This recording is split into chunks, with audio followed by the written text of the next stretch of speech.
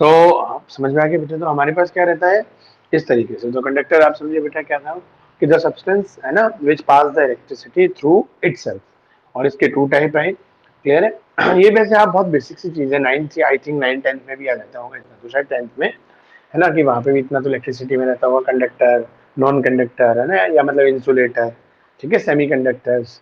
Clear. तो definition और example तो आई थिंक 9th 10th में भी आ ही जाते हैं। तो कंडक्टर तो वही चीज है, लेकिन इसमें मेन इंपॉर्टेंट पॉइंट जो है, जो अपने थ्रू चार्ज को पास करा सके, है ना, ये पॉइंट मेन है। मतलब ये कुछ बच्चे केवल इतना सा बोल देते हैं कि the substance which having a tendency to pass the charge या pass the electricity through itself, ये बोलना ज्यादा इंपॉर्टेंट है। समझ में आ गया नहीं? चलो जी बेटा, मतलब इसके बिना ये डेफिनेशन कंप्लीट नहीं होती। चलो अब इससे आगे बढ़ते हैं। तो इसके टाइप आए, तो जैसे मैं अभी बता रहा था, मेटालिक कंडक्टर और आयनिक कंडक्टर।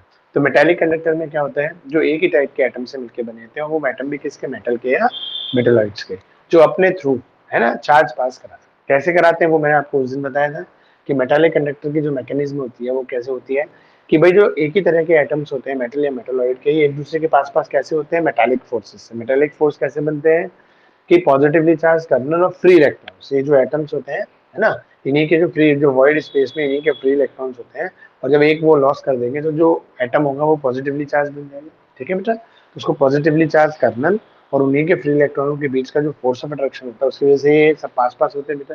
अब आपने क्या करा, उसमें पीछे से चार्ज पास करा। ठीक है। अब देखो, जो बच्चे सैटरडे और फ्राइडे नहीं होंगे शायद, वो मेरे इस वर्बरी लेक्चर को ना समझ पा रहे हो। ठीक है नहीं? तो देखो ये चीजें होती है कि एक दूसरे से चीजें जुड़ी होती है, जो शायद फ्राइडे को यहाँ एक्टिव होंगे, क्लियर, या जो इसमें क्लास में हो लेकिन दिमाग कहीं और हो, उन्हें वर्बली समझने में दिक्कत हो। ठीक है, लेकिन जिन्होंने क्लास में समझा होगा, मैं वर्बली जो समझा रहा हूँ उनको कोई इशू नहीं आ रहा होगा।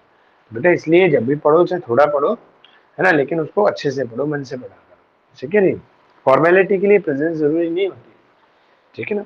चलो, तो हमारे पास क्या रहता है कि पॉइंट कहाँ पर आता है हमारे पास, देखो बेटा। तो मेटालिक, तो वो क्या होता है कि पीछे की तरफ से जब चार्ज पास होगा, ठीक है ना, पीछे की तरफ से जब चार्ज पास होगा, याद करो मैंने क्या पढ़ाया था उस दिन कि हमारे पास जैसे पॉजिटिवली चार्ज कर्नल होते हैं और इन्हीं के फ्री इलेक्ट्रॉन्स होते हैं इनके वॉइड स्पेस में। ठीक है।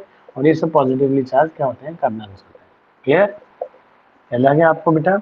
तो इस तरीके से हमारे पास क्या होता है कि इनमें अब पीछे से आपने जब चार्ज को पास करा है, क्लियर है, अब वो एक्सटर्नल इलेक्ट्रॉन जब बाहर से आए तो वो क्या करते हैं, मैंने मैकेनिज्म से समझाई थी कि पॉजिटिवली चार्ज कर्नल को भी वैसे तो वो अपने ही फ्री इलेक्ट्रॉन से अटैच है मतलब, लेकिन वो एक स्ट्रॉन्ग इलेक्ट्रोस्टैटिक फोर्स नहीं होता। पीछे से इलेक्ट्रॉन बना तो अब ये पॉजिटिव है ये नेगेटिव, इनमें भी अट्रैक्शन फोर्स बनता है। तो अब वो जब इन्होंने इसको लिया, एक्सेप्ट किया, तो वहां पे क्या हुआ कि वो इलेक्ट्रॉन फालतू होने लगे। फिर अभी तो बैलेंसिंग है, इलेक्ट्रॉन और पॉजिटिव चार्ज कर्नल में एक एफिशिएंसी और डेफिशिएंसी और एक अट्रैक्शन है। लेकिन जब बेटा ये पीछे के इलेक्ट्रॉन इसने एक्सेप्ट किए तो वो अट्रैक्शन तो अब यूजलेस हुआ। तो वो एक क्या हुआ, इलेक्ट्रॉन की एफिशिएंसी बन गई और इलेक्ट्रॉन इलेक्ट्रॉन में आपस में एक रिपल्शन हुआ। तो आपने किसी स्ट्री मटेरियल से पढ़ा होगा, तो आपने यही पढ़ा होगा, जब किसी मेटालिक कंडक्टर में हम एक्सटर्नल इलेक्ट्रिसिटी पास करते हैं, है ना, तो फ्री इलेक्ट्रॉन्स के बीच में रिपल्शन स्टार्ट हो जाता है। उस रिपल्शन को कम करने के लिए इलेक्ट्रॉन फ्लो कर जाते हैं from one corner to the another. ठीक है ना बेटा? तो इस तरीके से ये चीज थी। क्लियर? तो ये इसकी मैकेनिज्म है कि कैसे मेटल या मेटलॉइड्स की जो मटेरियल होते हैं वो अपने थ्रू चार्ज को पास कराते हैं। तो इसके कॉन्स्टिट्यूएंट पार्टिकल कौन से हैं बेटा? ये जो एक ही मेटल के एटम है वही तो हुआ, या मेटलॉइड के जो एटम है, that is the constituent particle of, है ना, मेटल लाइक कंडक्टर। कभी कभी पूछ लेता है ऑब्जेक्टिव क्वेश्चंस में, है ना, कि in the following which follows the charge through itself in A metallic conductor. ठीक है ना बेटा? तो वहाँ पे याद रखना इन चीज़ों को, ऑप्शनल अभी बोर्ड में तो बोर्ड में भी आने लगे ऑप्शन सवाल। क्लियर ना? तो आप इन चीज़ों को थोड़ा सा ध्यान से दें।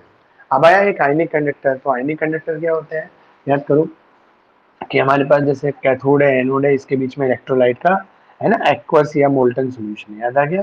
और ये हमारे क्या होते हैं, इलेक्ट्रिक रॉड्स होती हैं, है ना। मान लो ये पॉजिटिवली चार्ज है ना, ये नेगेटिवली चार्ज रॉड, याद है आपको?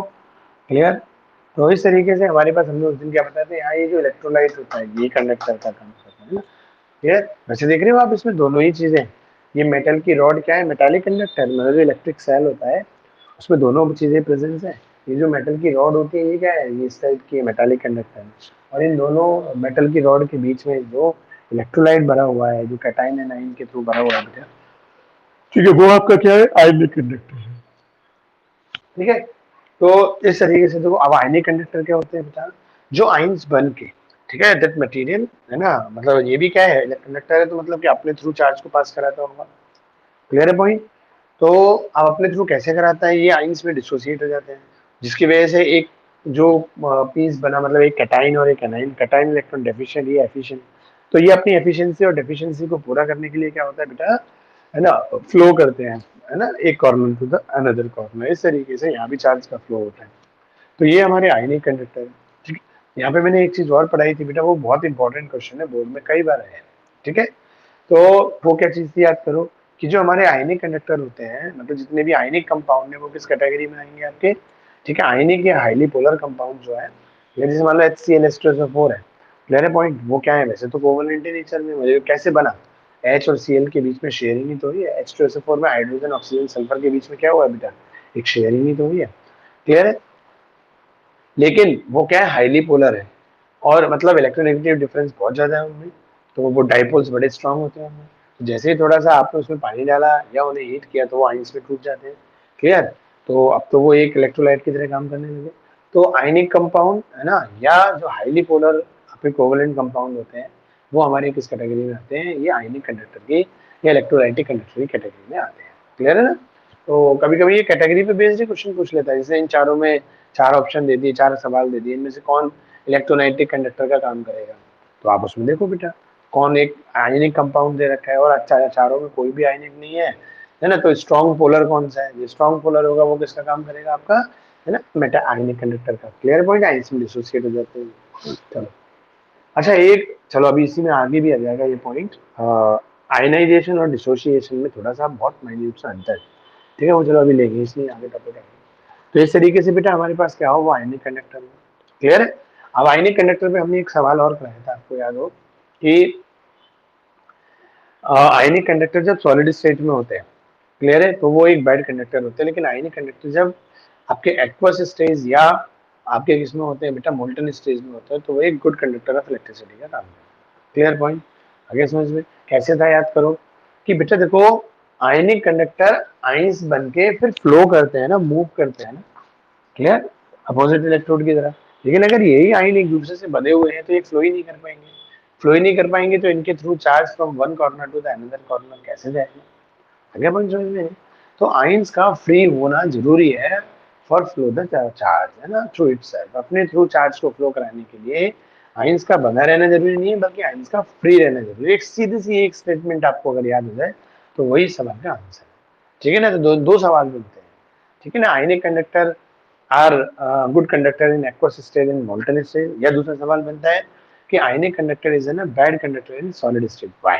ये solid ionic compound work as a bad conductor. ठीक है ना बेटा? तो देखो सीधा, तो आपका जवाब क्या है कि जब कोई भी आयनिक कंपाउंड को मतलब सॉलिड स्टेट में होता है, वहां उसके इलेक्ट्रो मान जो आयन्स होते हैं, वो एक दूसरे से इलेक्ट्रोस्टैटिक फोर्स से बंधे हुए होते हैं, है ना, फ्री टू मूव नहीं होते, इसलिए वो बैड कंडक्टर का काम करता है। वो अपने थ्रू चार्ज को पास कहीं करा पता। और यहीं पर क्या होता है बेटा, जब हम उसमें एक्वा सोल्यूशन डाल देते हैं, मतलब थोड़ा सा पानी डाल देते हैं, एक्वा सोल्यूशन नहीं डालते, मतलब हम आयनिक कंपाउंड में थोड़ा सा पानी मिला देते हैं, जिससे अब एक एक्वा सोल्यूशन बन जाता है। क्लियर? तो वहां पे पानी डालते ही क्या होता है, आइंस अपने मतलब जो आयनिक कंपाउंड होता है, उनके इलेक्ट्रोस्टैटिक फोर्स ब्रेक हो जाता है, वो आइंस में ब्रेक हो जाते हैं। ठीक है? उसका रीजन भी बताया था मैंने। ठीक है? क्या बताया था आपको, ध्यान दो कि हमेशा आयनिक कंपाउंड का या सॉल्युबिलिटी में हम इतना सीख चुके हैं, क्लियर है पॉइंट, कि जब तक हाइड्रेशन एनर्जी या सॉल्वेशन एनर्जी ज्यादा नहीं होगी, जिससे बेटा लैटिस एनर्जी से, तब तक लैटिस ब्रेक नहीं होगी। ठीक है ना बेटा? तो लैटिस ब्रेक, आयनिक कंपाउंड की लैटिस को ब्रेक होने के लिए इंपॉर्टेंट क्या होता है कि एक्वस एनर्जी का ज्यादा होगा। ठीक है ना? मतलब सॉल्वेशन एनर्जी या हाइड्रेशन एनर्जी का ज्यादा होगा। Clear point? तो जैसे ही पानी से वो मिलती है, हाइड्रेशन एनर्जी ज्यादा हो जाती है बेटा, वो अपने आइंस में डिसोसिएट हो जाता है। क्लियर? या आप हीट करते तो हीट करने से वो इलेक्ट्रोस्टैटिक फोर्स टूट जाता है। ठीक है? तो देखो, ये हमने सारी चीजें अभी तक आपको रिवाइज कराई, है ना। एक और चीज बची जो हमने पिछले लेक्चर में पढ़ा दी थी आपको, वो क्या थी बेटा, याद करो। इफेक्ट ऑफ द टेम्परेचर, कि जो हमारे मेटालिक कंडक्टर होते हैं, हीट करने पर, टेम्परेचर को इंक्रीज करने पर, इन मेटालिक कंडक्टर का जो कंडक्टिविटी होती है, मतलब जो nature of flow of charge होती है, ठीक है, tendency to flow of charge होती है, वो इंक्रीज हो जाती है। और यहाँ पर क्या होता है, वो बेटा वो डिक्रीज हो जाती है। आगे पॉइंट समझ में? क्यों हो जाती है उसका रीजन भी हमने एक्सप्लेन किया था। ये भी बोर्ड का क्वेश्चन है कि टेम्परेचर के इंक्रीज करने पर या तो वो पूछ लेता है ना, कि what is the effect of increasing the temperature on metallic conductor या आयनिक कंडक्टर। आयनिक कंडक्टर का टेम्परेचर बढ़ाने पर, ठीक है ना, आयनिक कंडक्टर का टेम्परेचर बढ़ाने पर है ना क्या क्या चेंजेस आता है उसमें, उसके नेचर में, या वो आपको आंसर बता देता है तो रीजन पूछता है। ठीक है, रीजन तो दोनों केस में लिखना होता है बेटा, ये नहीं केवल कि इंक्रीज करेगी डिक्रीज करेगी एक वर्ड का आंसर आप देकर छुट्टी कर दो। रीजन तो पूछे या ना पूछे आपको लिखना ही होता है ना। तो आप यहाँ पे क्या लिखोगे, जब हम मेटेलिक कंडक्टर को हीट करते हैं तो मेटेलिक कंडक्टर के जो बेटा कॉन्स्टिट्यूएंट पार्टिकल है that which are responsible for flow the charge, कौन है इसके लिए चार्ज के लिए रेस्पॉन्सिबल, पॉजिटिवली चार्ज कर रहे हैं फ्री इलेक्ट्रॉन्स।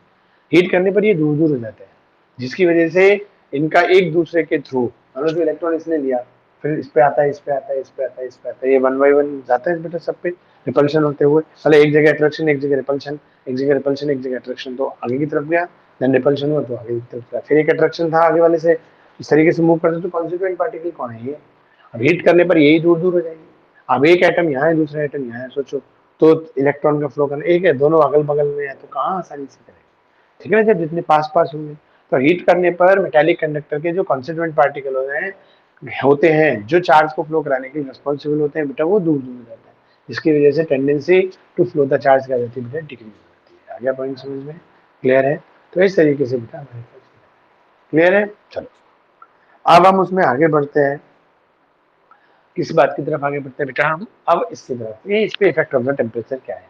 तो यहाँ पर क्या होता है बेटा, देखो ये तो आयंस जितनी जल्दी पहुंचेंगे अपने अपोजिट इलेक्ट्रोड पर उतनी जल्दी चार्ज चार्ज फ्लो करेगा, तो फ्री टू मूव तो है। अब जैसे आपने टेम्परेचर बढ़ाया, इन आयंस की काइनेटिक मोशन बढ़ी, काइनेटिक एनर्जी बढ़ी, जल्दी जल्दी मूव करे, जल्दी मूव करके अपोजिट इलेक्ट्रोड पे जल्दी चार्ज फ्लो होगा।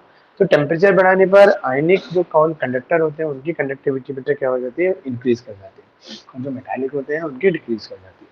तो देखो अभी तक के लेक्चर्स में जो हम बोर्ड में जो क्वेश्चंस बनते हैं क्या बनते हैं, एक जो अभी लास्ट में पढ़ाया है ना, टेम्परेचर ऑफ द टेम्परेचर का इफेक्ट मेटालिक और आयनिक कंडक्टर पे, ठीक है। और एक शुरू वाली चीज क्या थी, जो मेटालिक और आयनिक कंडक्टर का डिफरेंस होता है उनमें, मतलब चार्ज को फ्लो कराने के लिए रिस्पॉन्सिबल क्या होता है, दो, ठीक है नहीं। और तीसरी चीज बेटा जो हमारे पास थी वही क्या क्या थी, गुड कंडक्टर और बैड कंडक्टर, सॉलिड स्टेट और लिक्विड, वो केवल इस पे बेस्ड थी, है ना, वो केवल नेचुरल। तो अभी तक के आप देखना बोर्ड में ये 3 क्वेश्चंस आपको मिलेंगे अभी तक के हमारे लेक्चर जो हमारा अभी तक का हुआ, ठीक है। तो ये तो देखो 10 से 15 मिनट में, 10 से 12 मिनट जो भी हुआ हमारा, ठीक है। इसमें तो हमने क्या करा वो चीज़ रिवाइज कराई है ना, जो हमने लास्ट टाइम फ्राइडे को कराई थी।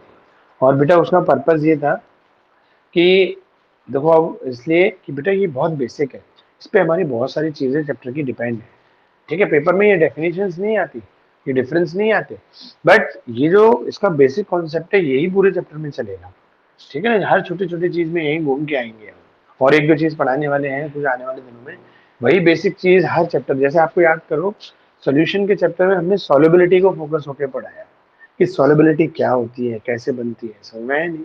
और आप देख रहे थे, चाहे आप हेनरी लॉ के रीजन में जाओ, चाहे आप Raoult law for volatile non volatile के रीजन में जाओ, चाहे आइडियल नॉन आइडियल के रीजन में जाओ, पॉजिटिव नेगेटिव, हर जगह वही घूम रहा था। Force of attraction between the particles of solute and solute, solvent solvent and interaction between solute and solvent, सब में वही चीज घूम रही थी बेटा लास्ट तक टिल द एंड तक, चाहे कॉलिगेटिव प्रॉपर्टीज हो, ऑस्मेटिक प्रेशर, समझ में आ गया नहीं बेटा। तो वो कुछ हर चैप्टर की कुछ बेसिक चीजें होती हैं जो पूरे चैप्टर में लगती हैं बेटा। तो ऐसे ही ये इलेक्ट्रोकेमिस्ट्री के कुछ बेसिक से लेंगे कुछ दिन, इसीलिए मैंने रिवाइज किया कि फ्राइडे को जो बच्चे नहीं थे या जो यहाँ होके भी नहीं थे, समझ में आ गया नहीं, उन जैसे बच्चों के लिए था, क्लियर है। तो मान लो मेरे 15 मिनट जरूर लगे, लेकिन क्योंकि वो काम आएगा तो इसको याद रखना बच्चा, है ना आप लोग। चलो अब आगे बढ़ते हैं बेटा हम नई चीजों की तरफ।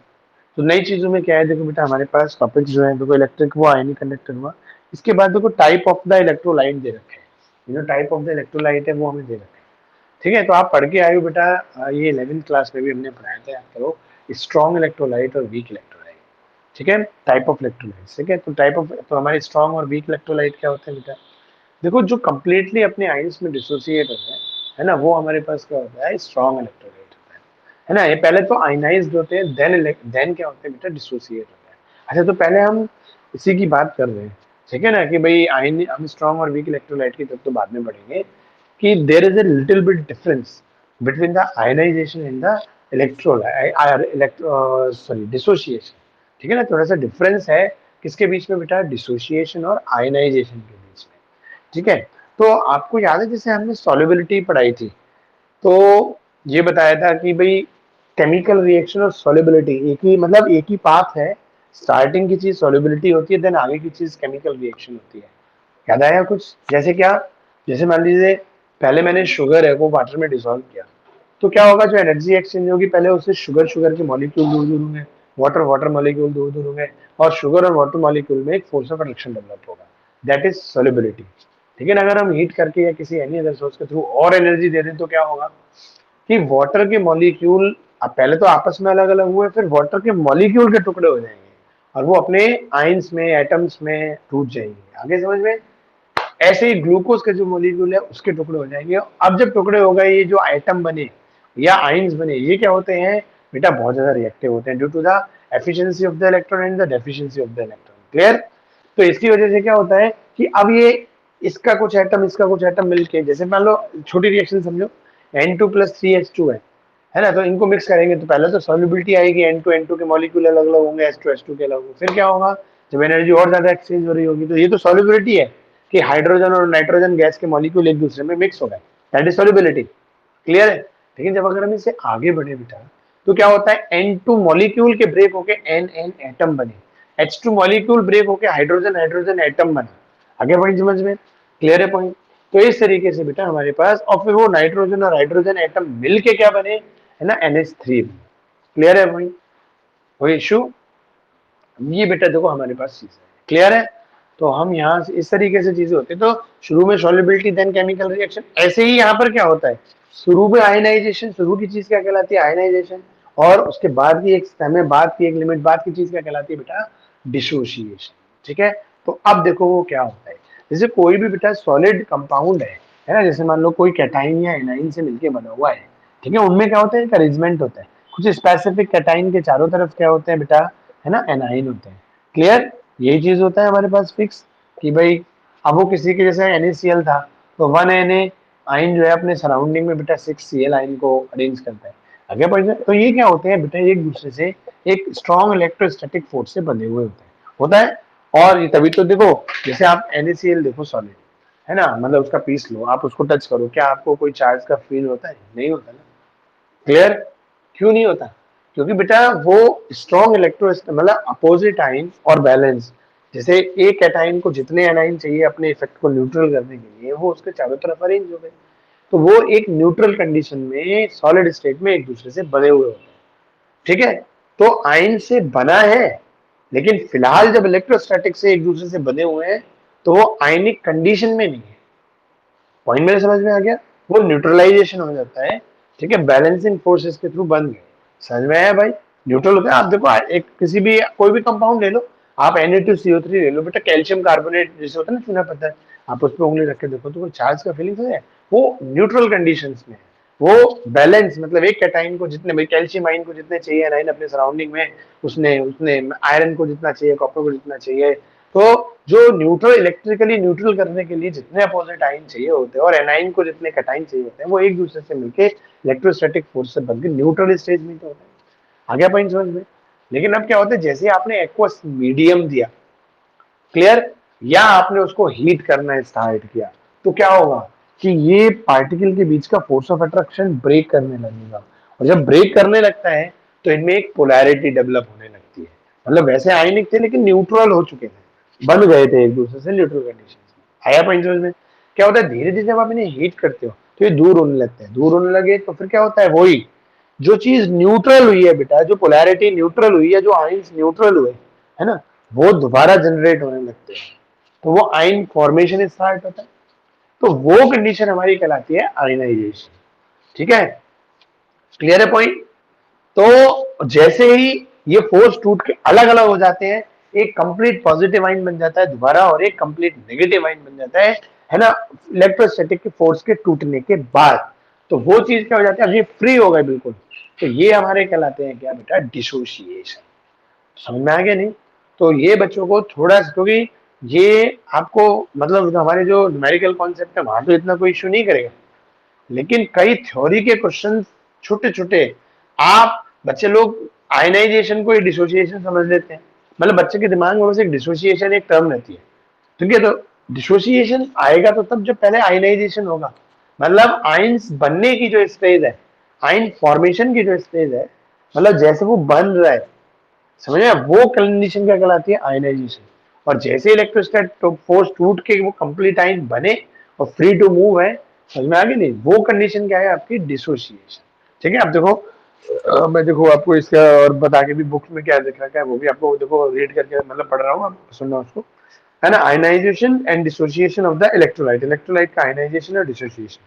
शुरू में देखो शॉर्ट में क्या दे रखा है, change of electrolyte into ions, ठीक है। इलेक्ट्रोलाइट का आयंस में चेंज होना, है ना, चेंज इनटू, है ना, ions is ionization and separation of the ions, ठीक है, इज डिसोसिएशन।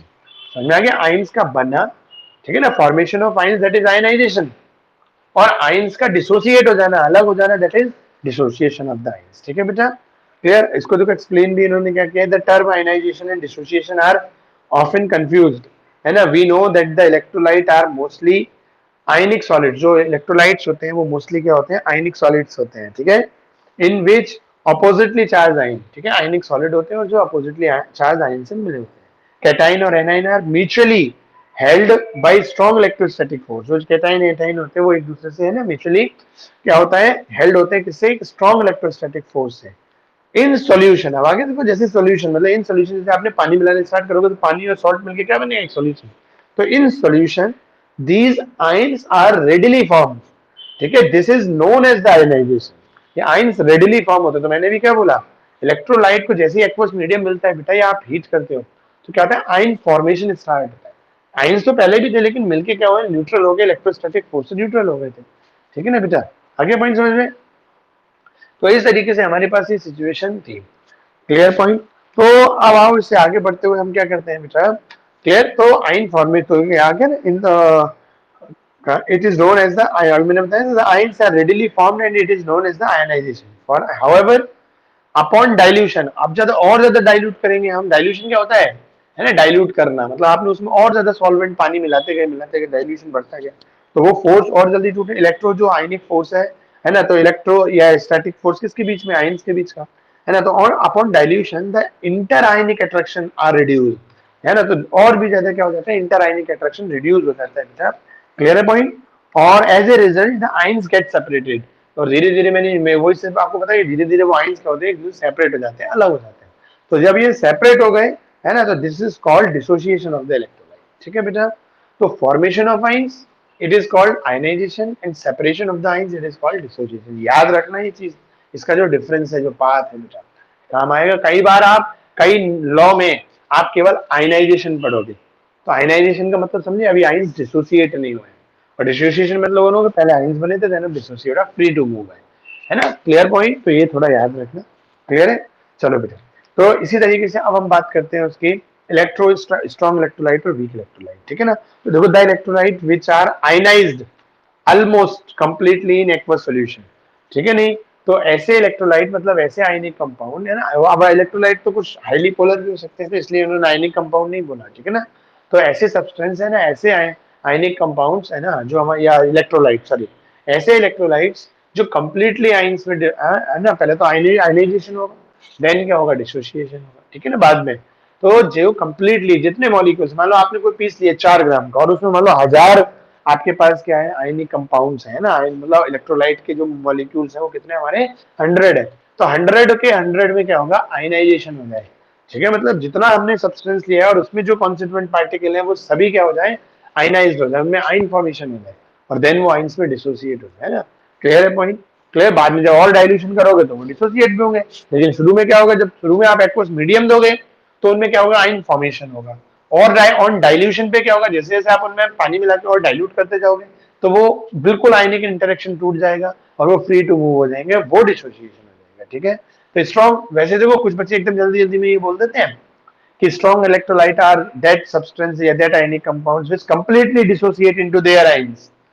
तो बात सही है ना, completely dissociate into their ions, अपने ions में completely dissociate, लेकिन होंगे कब, जब वो पहले completely ionized होंगे। तो या तो दोनों बातें बोलो, कि स्ट्रॉन्ग इलेक्ट्रोलाइट क्या होते हैं, that electrolyte which completely ionized and completely dissociate into their ions है, firstly completely ionized and dissociate into their ions. Clear है पॉइंट? तो ये हमारे क्या होते हैं, स्ट्रॉन्ग इलेक्ट्रोलाइट या हाईली पोलर, जैसे आपके KCl, NaCl है ना, K2SO4 है ना, H2SO4, HCl, ये सब आपके किस में आते हैं बेटा, है ना, स्ट्रॉन्ग इलेक्ट्रोलाइट में आ जाते हैं। Clear point? अब ये आपको पता है strong acid HCl, H2SO4, HNO3 है ना, तो जितने स्ट्रॉन्ग एसिड होते हैं, स्ट्रॉन्ग बेस होते हैं, है ना, सॉल्ट्स होते हैं, जनरली स्ट्रॉन्ग इलेक्ट्रोलाइट में जो हमारे स्ट्रॉन्ग आयनिक कंपाउंड होते हैं वो किसमें आते हैं? क्लियर? स्ट्रॉन्ग आयनिक कंपाउंड हमारे स्ट्रॉन्ग इलेक्ट्रोलाइट भी होते हैं, और स्ट्रॉन्ग एसिड, स्ट्रॉन्ग बेस। ठीक है, क्यों होते हैं ये सब? क्योंकि एसिड का मतलब क्या है ना, जल्दी से ब्रेक होके, है ना, मतलब पहले आयन फॉर्मेशन हो H+ और Cl आयन, और जल्दी से वो डिसोसिएट होके करें, तभी तो है जल्दी से H free ion. Strong acid कौन सा होगा जो जल्दी से H आयन फ्री करे, है ना, H आयन रिलीज करे। H आयन रिलीज कब कर पाएगा? जब वो H आयन और Cl आयन में डिसोसिएट होगा जल्दी से, और डिसोसिएट कब होगा? जब आयन फॉर्मेशन जल्दी से होंगे, और ये सब काम वो बहुत जल्दी करता है, तो वो एक स्ट्रॉन्ग एसिड भी है, साथ ही साथ एक स्ट्रॉन्ग इलेक्ट्रोलाइट भी है। तो याद रखना, स्ट्रॉन्ग इलेक्ट्रॉन ये नहीं है कि सारे के सारे आयनिक कंपाउंड आते हैं। देखो HCl एक कोवलेंट कंपाउंड है, लेकिन बहुत हाईली पोलर है, और पानी डालते ही तुरंत आयनाइज्ड होता है, और आयनाइज्ड होकर तुरंत आयंस में डिसोसिएट भी होता है। क्लियर है पॉइंट? तो इस तरीके से देखो हमारे स्ट्रॉन्ग इलेक्ट्रोलाइट दिए हुए हैं, और वीक इलेक्ट्रोलाइट है ना, दैट इलेक्ट्रोलाइट विच आर, है ना, वीकली, जो which are not completely ionized and dissociate, जो है ना कंप्लीटली जितने भी हमने मॉलिक्यूल लिए आए हैं ना, आयनिक कंपाउंड मिलकर जो बना, वो सारे के सारे सब जो आयंस में आयन फॉर्मेशन नहीं हुआ, मतलब उनके कॉन्स्टिट्यूएंट पार्टिकल्स में आयन फॉर्मेशन कंप्लीटली नहीं हुआ। जब जो और जो कंप्लीटली आयनाइज्ड नहीं हुए, है ना, तो फिर वो उतने ही डिसोसिएट होंगे जो आयनाइज्ड होंगे। तो हमने जितने लिए कॉन्स्टिट्यूएंट पार्टिकल वो सारे डिसोसिएट नहीं हो पाए ना, सारे आयन फॉर्मेशन नहीं हो पाए ना। ठीक है बेटा, तो वो हमारा क्या होता है, वीक इलेक्ट्रोलाइट। जैसे आपने सुना होगा वीक एसिड पढ़ के आए होंगे भाई, HCl, H2SO4, HNO3 के अलावा देखो जैसे एसिटिक एसिड है, फास्फोरिक एसिड है, और बहुत सारे हैं बेटा, है ना, जितने हमारे आप सल्फ्यूरिक तो आ जाता है स्ट्रॉन्ग में, लेकिन सल्फ्यूरस किस में आएगा? वीक में। आगे नहीं, क्यों बोला वीक, है ना, क्योंकि ये कंप्लीटली आयंस में डिसोसिएट नहीं हुआ होगा, आयनाइज नहीं हुआ होगा, डिसोसिएट नहीं हुआ होगा। तो ऐसे हमारे जैसे अब AlCl3 है ना, बहुत सारे जो स्ट्रॉन्ग आयनिक होते हैं वो तो उधर आ गए, लेकिन सारे बाकी सब किस में जाएंगे? आपके उसमें जाएंगे। ठीक है, इसी तरीके से देखो, आपको याद है मैंने कहा था कि हमारा एक डिग्री ऑफ डिसोसिएशन का टॉपिक इलेक्ट्रोकेमिस्ट्री में भी न्यूमेरिकल्स में आएगा, याद है? Dissociation constant, degree of dissociation, है ना। तो देखो यहाँ पर भी देखो वही टॉपिक दे रखा है, डिग्री ऑफ आयनाइजेशन, है ना, यहाँ हमें क्या दे रखा है, डिग्री ऑफ आयनाइजेशन। क्लियर?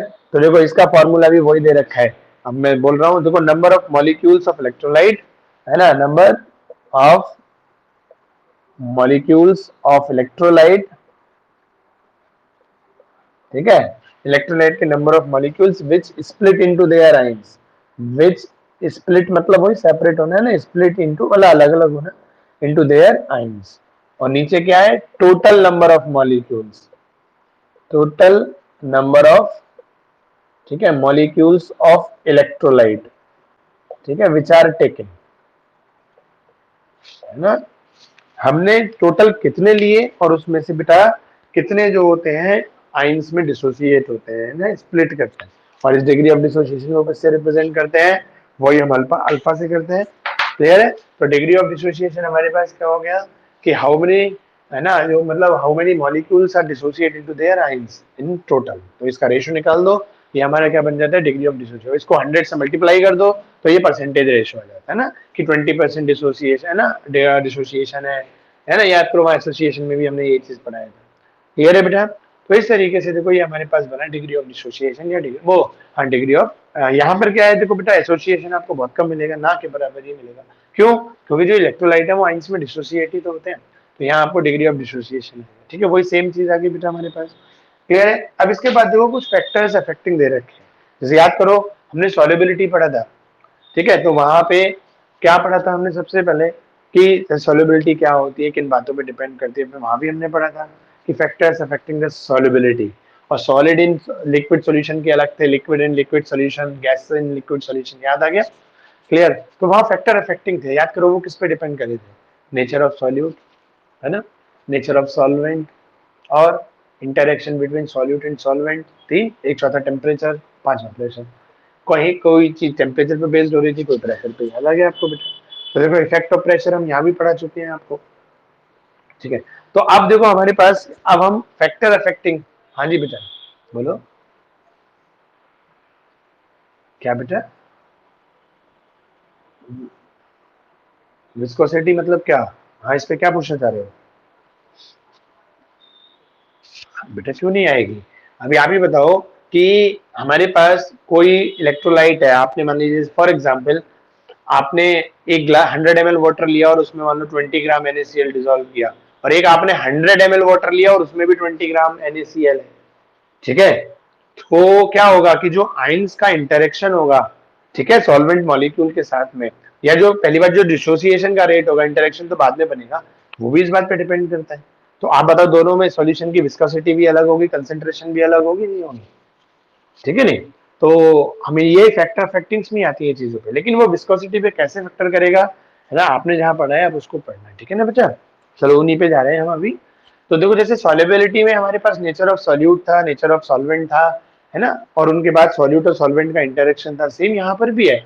अभी मान लो फॉर एग्जांपल आपने वाटर लिया, है ना, टू सेपरेट सेपरेट बीकर्स है ना, एक में आपने 10 ग्राम NaCl डाला और एक में 10 ग्राम AlCl3 डाला, लेकिन सॉल्वेंट सेम है, ठीक है? अब देखो NaCl का जो डिसोसिएशन का रेट है वो अलग है, और AlCl3 का क्या है, ये मेटालिक नेचर है, क्योंकि एल्यूमिनियम जो Cl से जुड़ा होता है बेटा, उसके बीच का जो इलेक्ट्रोस्टैटिक फोर्स है और जो एक NaCl का जो बीच का इलेक्ट्रोस्टैटिक फोर्स है, तो जैसे ही पानी में डालते हैं तो जो हाइड्रेशन एनर्जी का इफेक्ट होता है और लैटिस एनर्जी को ब्रेक करने के लिए, वो दोनों में अलग अलग है। तो ये नेचर ऑफ सॉल्यूट पे डिपेंड करा कि नहीं करा, राइट? तो यहाँ नेचर ऑफ सॉल्यूट ना बोल के हम क्या बोलते हैं बेटा, नेचर ऑफ इलेक्ट्रोलाइट बोलते हैं। तो देखो दोनों जगह आप सबको, एक जगह ज्यादा आयंस डिसोसिएट होंगे, है ना, पहले आयनाइजेशन का रेट ज्यादा होगा, और एक जगह आयनाइजेशन का रेट क्या होगा, कम होगा दूसरे के कंपैरिजन में। तो जब बेटा हमारा आयनाइजेशन का रेट ही कम है, आयन फॉर्मेशन एक जगह ज्यादा हुआ और एक जगह आयन फॉर्मेशन, है ना बेटा, कम हुए, तो जब हम इलेक्ट्रिसिटी पास करेंगे तो इनके थ्रू जो चार्ज पास होगा वो भी तो अलग अलग होगा, क्योंकि जो बेटा आयनिक कंडक्टर में, इलेक्ट्रोलाइटिक कंडक्टर में जो चार्ज पास होता है वो आयंस के थ्रू ही होता है। अब आयंस ही एक जगह कम है बेटा, एक जगह ज्यादा है, आयन फॉर्मेशन ही एक जगह कम हुआ एक जगह ज्यादा हुआ है, तो वो अपने थ्रू जब कम आयन बेटा प्रोड्यूस हुआ है और एक जगह ज्यादा आयन प्रोड्यूस हुआ है, तो उनके थ्रू जो चार्ज फ्लो करेगा उसमें भी तो डिफरेंस आएगा, नहीं आएगा? क्लियर है पॉइंट? और वही चीज क्या कहलाती है, इन इलेक्ट्रोलाइट की जो नेचर होती है चार्ज को फ्लो कराने की टेंडेंसी, वही तो कंडक्टिविटी है। कंडक्टिविटी पर असर आया कि नहीं आया? ठीक है, इस तरीके से देखो मैं इसको पढ़ भी रहा हूँ, है ना, आप ध्यान से सुना कि नेचर ऑफ द इलेक्ट्रोलाइट। तो देखो nature of the electrolyte is very significant as far as electrical conductivity, है ना, इस पे मतलब वो कहने वही चाह रहे हैं कि इलेक्ट्रिकल कंडक्टिविटी पे इसकी बहुत सिग्निफिकेंस है, ठीक है, इज कंसर्न। कैसे? We have already learn that the ionic compound such as acid, base और salts are electrolyte while molecular, है ना, जो हमारे आयनिक कंपाउंड होते हैं, समझ में आ गया? जैसे अभी जस्ट थोड़ी देर पहले देखो मैंने बोला कि स्ट्रॉन्ग एसिड, स्ट्रॉन्ग बेस, है ना, और सॉल्ट जो होते हैं वो आयंस में डिसोसिएट होंगे, और एसिड और बेस ये जो ये क्या होते हैं, तो आयनिक कंपाउंड हमारे किसमें आ गए बेटा, इलेक्ट्रोलाइट के नेचर में, है ना। And molecular solid like sugar, है ना, iodine, urea are non electrolyte, ठीक है? तो याद करो ये सारे क्या होते हैं, आप सॉल्यूशन में भी पढ़ चुके हो बेटा उन न्यूमेरिकल्स में, जितने हमारे बायोमोलिक्यूल्स थे, शुगर शब्द किसमें आती है, बायोमोलिक्यूल्स, प्रोटीन बायोमोलिक्यूल्स में, है ना, पॉलीमर्स ही बायोमोलिक्यूल्स में, याद आ गया, जो मैक्रोमोलिक्यूल्स है ये क्या होते हैं, आइंस में डिसोसिएट ही नहीं होते, तभी तो ये किस कैटेगरी में आते हैं, नॉन इलेक्ट्रोलाइट की कैटेगरी में। क्लियर है? तो ये हम पहले भी पढ़ चुके हैं। तो the strength of the electrolyte और its conductivity power is expressed in term of the degree of ionization or degree of dissociation, ठीक है? तो बात वही आ गई, देखो अब इन्होंने देखो घोलमाल मतलब हल्का फुल्का इन्होंने सीधे सीधे बोल दिया, वही चीज देखो हमने डेप्थ में एक्सप्लेन कर दिया कि भाई NaCl और AlCl3 के जो आयन फॉर्मेशन का रेट होगा, एक जगह ज्यादा आयन फॉर्म करेंगे, एक जगह कम, तो बताओ। अब बात वही आ गई ना, इन्होंने डिग्री ऑफ डिसोसिएशन के उस फॉर्मूले पे बोल दिया। क्लियर ना पॉइंट? कि भाई अब आप ही सोचो, जहाँ पे आयन फॉर्मेशन कम होंगे वहां पे कम, यहाँ पे आएंगे मतलब 10 में से 2 आएंगे, मान लो कोई 4 आयन बना रहे हैं तो वहाँ 4/10 आएगा, तो दोनों जगह वैल्यू बदली, उन्होंने डिग्री ऑफ डिसोसिएशन हमने उस तरीके से बोल दिया। तो ये नेचर ऑफ इलेक्ट्रोलाइट हुआ कि नहीं हुआ बेटा? अब इसी तरीके से देखो एक अगला दे रखा है नेचर ऑफ द सॉल्वेंट, ठीक है? अब वो देखो क्या है, देखो मैंने बोला ना सॉल्यूट की जगह वो वर्ड यूज करेंगे नेचर ऑफ इलेक्ट्रोलाइट, सॉल्यूट नहीं करेंगे, लेकिन सॉल्वेंट तो सॉल्वेंट ही रहेगा। क्लियर है पॉइंट? तो अब देखो उनमें नेचर ऑफ सॉल्वेंट क्या है, वही चीज हमारे पास। तो although electrolyte are conducting in the molten stage, molten stage में ही इलेक्ट्रोलाइट जो होते हैं वो कंडक्टिंग करते हैं इलेक्ट्रिसिटी को, समझ में आ गया ना? देयर कंडक्टिविटी पावर इंक्रीजेस, ठीक है ना, when these are dissolved in suitable solvent to form the solution। मतलब इलेक्ट्रो, हाँ देखो अब ये चीज कहाँ की तरफ बढ़ रहे हैं बेटा, कि जो इलेक्ट्रोलाइट है वो एक स्पेसिफिक सॉल्वेंट में ही उनकी कंडक्टिविटी डिपेंड करती है। मतलब देखो ये कह रहा है ना कि द देयर कंडक्टिविटी, तो देखो मोल्टन कंडीशन में कंडक्टिविटी, ऑल्दो शुरू से पढ़ रहा हूँ, although electrolyte are conducting in the molten stage, molten stage में क्या होते हैं, कंडक्टिंग होते हैं इलेक्ट्रोलाइट जो होते हैं, ठीक है, and their conductivity power increases, है ना, एनोमसली, ठीक है ना, मतलब क्या होता है, कंडक्टिंग पावर इंक्रीज करती है ना, तो when these are dissolve in suitable solvent to form the solution, solution बनाने के लिए एक सुटेबल सॉल्वेंट में जब डिसॉल्व होते हैं, ठीक है, तब उनकी कंडक्टिविटी की जो पावर होती है वो इंक्रीज करती है। अब वो याद है यार, क्या क्या चीज कहना चाह रहे हैं, ये वही चीज कहना चाह रहे हैं, लाइक डिसॉल्व लाइक। मान लो कोई आयन, हमारा स्ट्रॉन्ग इलेक्ट्रोलाइट है, हमारा सॉल्वेंट भी क्या है, हाईली पोलर है, तो क्या होंगे, वो जल्दी आयंस में डिसोसिएट होंगे। क्लियर? और अगर एक कोवलेंट है एक आयनिक है, तो डिसोसिएशन का रेट क्या हो जाएगा, है ना, लाइक वो बॉन्ड, वो बॉन्ड एनर्जी जब सिमिलर होती है तभी तो एनर्जी, जो डिफरेंस होता है वो कम होता है, वो जल्दी से एक्सचेंज हो जाता है। याद आ गया, वो ये भी चीज हमने कहाँ पढ़ाई थी, सॉल्युबिलिटी में पढ़ाई थी, ठीक है, तो ये उसी चीज पे कहना चाह रहे हैं, ठीक है। तो देखो इसको आगे देखते हैं कि these are the mostly polar in nature, है ना, जो सॉल्वेंट होते हैं वो क्या होते हैं, मोस्टली पोलर इन नेचर होते हैं, समझ में आ गया नहीं, as water, alcohols etc. However water is the best solvent for electrical conductivity, ठीक है, इलेक्ट्रिकल कंडक्टिविटी में बेस्ट सॉल्वेंट है because of the high dielectric constant. अभी डाइलेक्ट्रिक कांस्टेंट क्या होता है, देखो इसको पूरा डेप्थ में तो एक्सप्लेन ही है हमारा, कहाँ करेगा, आपकी फिजिक्स में इलेक्ट्रॉनिक्स की यूनिट आएगी, आप देखना वहां पे एक डाइलेक्ट्रिक कांस्टेंट बहुत अच्छे से पढ़ाया जाएगा, लेकिन डाई हम आपको बेसिक बेसिक सा बता देते हैं जो यहाँ का चीज है। देखो बेटा, जैसे ये बोला ना कि हमारे पास क्या है कि however water is the best solvent for the electrical conductivity because of their very high electric constant। देखो इलेक्ट्रिक डाइलेक्ट्रिक कांस्टेंट, ठीक है ना, हाई डाइलेक्ट्रिक, तो देखो कोई भी जो आयनिक इलेक्ट्रोलाइट होता है वो दो आयन से मिलकर बना होता है ना, कैटाइन और एनाइन, तो उनकी जो कंडक्टिंग इलेक्ट्रोलाइट की जो कंडक्टिंग पावर होती है वो उन्हीं चीजों पर तो डिपेंड करेगी कि कैटाइन कितनी जल्दी, मतलब कैटाइन फॉर्मेशन की कंडीशन में पहुंच रहा है और एनाइन, तो इसका जो दोनों का रेशियो निकाला गया वो आप देखना फिजिक्स में, वो आपको मिलेगा डाइलेक्ट्रिक कांस्टेंट के बेसिस, ठीक है ना, उसको एक फॉर्मूला करके ड्राइव किया गया, मतलब जो आयनाइजेशन का रेट और जो डिसोसिएशन का रेट होता है बेटा, ठीक है, वो बेसिकली किस पे जाता है, मतलब उनके बीच का जो इलेक्ट्रोस्टैटिक फोर्स, आयन फॉर्मेशन, इसके रेशियो को हम क्या बोलते हैं, डाइलेक्ट्रिक कांस्टेंट। वो क्या होता है वो आप वहां पढ़ोगे, ठीक है ना बेटा, पूरी तरीके से। तो it helps in the separation of ions, जो किसमें, देखो आयंस के सेपरेशन में हेल्प करता है, which is also called the dissociation of the electrolyte. आगे देखो, जस्ट अभी मैंने बोला कि आयन डिसोसिएट का जो रेट होता है बेसिकली वो उन चीजों पे आता है। अब देखो कैटाइन एनाइन के बीच का जो फोर्स होगा, इलेक्ट्रोस्टैटिक फोर्स, है ना, उसी पे तो डिपेंड करता है डिसोसिएशन, है, जिसको हम याद करो लैटिस एनर्जी और हाइड्रेशन एनर्जी के बेसिस पे बता देते हैं। क्लियर? तो यह मैंने आपको बताया कि अगर इलेक्ट्रोलाइट और वैसे ही सॉल्वेंट होगा, अगर स्ट्रॉन्ग इलेक्ट्रोलाइट है हमें हाई पोलर डालना पड़ेगा, वीक इलेक्ट्रोलाइट है तो लेस पोलर सॉल्वेंट है उसमें भी जल्दी डिसॉल्व हो जाएगा, मतलब आयन जल्दी बन जाएंगे, ठीक है ना बेटा, इस तरीके से। क्लियर है? चलो जी बेटा, जैसे अभी उनकी अभी जिस भी बच्चे ने ये बेटा देखो विस्कोसिटी वाली बात पूछी थी, उसी पे बेस्ड आगे की चीज दे रखी है, देखो it may be noted that highly viscous solvent, है ना, it may be viscous that highly viscous solvent like glycerol, oils etc do not favour the electrical conductivity, वो इलेक्ट्रिकल कंडक्टिविटी को फेवर नहीं करते due to the strong interaction in their molecule. तो देखो क्यों नहीं होता, तो हाईली विस्कस का मीनिंग, जो सॉल्वेंट हमारे हाईली विस्कस है, मतलब क्या, देखो विस्कोसिटी कब ज्यादा होगी, जब बहुत सारे मॉलिक्यूल पास पास होते हैं तभी तो वो विस्कस हाई बन जाएगा। अब आप सोचो कि जब सॉल्वेंट मॉलिक्यूल के बीच में हाई विस्कोसिटी है, मतलब क्या, उनके मॉलिक्यूल्स के बीच का इंटरेक्शन स्ट्रॉन्ग है ना, और अब आपने ऐसे डाला तो आयनिक वो डालने के लिए जल्दी से सेपरेट भी तो होने चाहिए, जैसे हमने बोला इलेक्ट्रिकल कंडक्टिविटी कहाँ ज्यादा होती है, जब सॉल्वेंट हाईली पोलर होता है, हाईली पोलर का मतलब जल्दी से अपने आयंस में डिसोसिएट हो जाए, आयन फॉर्मेशन कर दे। अब यह इंटरमॉल, तो जब हमारे पास जो विस्कस सॉल्वेंट होते हैं जैसे लाइक ग्लिसरॉल ऑयल वगैरह इन्होंने ये बोला, अब इनमें खुद ही inter particle force of intermolecular force of attraction ज्यादा होगा, तो पहले तो ज्यादा एनर्जी किसको चाहिए, मॉलिक्यूल मॉलिक्यूल का फोर्स तोड़ने के लिए चाहिए, फिर इनको आइंस में डिसोसिएट करने के लिए चाहिए, तो ज्यादा फोर्स चाहिए, तो कंडक्टिविटी क्या हो जाएगी, डिक्रीज कर देगी, नहीं कर देगी। आगे पॉइंट समझ में, तो इस तरीके से, क्योंकि वो इंटरेक्शन पहले खुद ही में बना पड़ा है आपस में, तो वो तोड़ने के लिए ज्यादा एनर्जी चाहिए, तब ये अलग होंगे, तब वो बेटा आइंस के जो इलेक्ट्रोलाइट है उसमें डिसोसिएशन और उनमें एक फोर्स बनेगा बेटा, समझ में आ गया नहीं, तो वो खुद ही बने पड़े हैं, वो कहाँ से फ्लो कराएंगे, क्लियर। तो इसलिए तो याद रखना, जो हाईली विस्कस होंगे वो इलेक्ट्रो इलेक्ट्रो जो कंडक्टिविटी होती है, वो विस्कोसिटी, सॉल्वेंट जितना ज्यादा विस्कस होगा तो वहां पे हमारी इलेक्ट्रिकल कंडक्टिविटी उतनी वीक पड़ती जाएगी, है ना, क्लियर है पॉइंट, डिक्रीज करती जाएगी।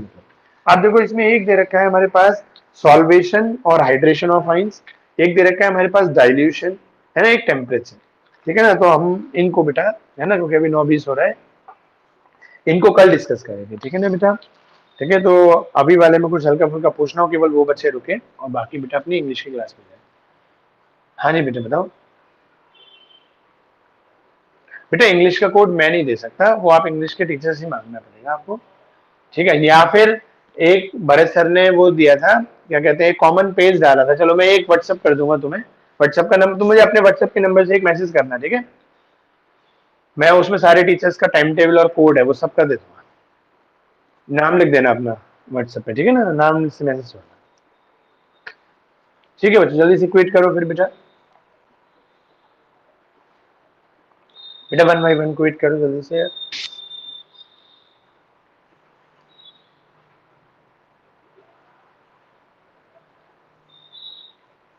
हाँ जी सत्यजीत, आप तो बहुत दिनों बाद आए।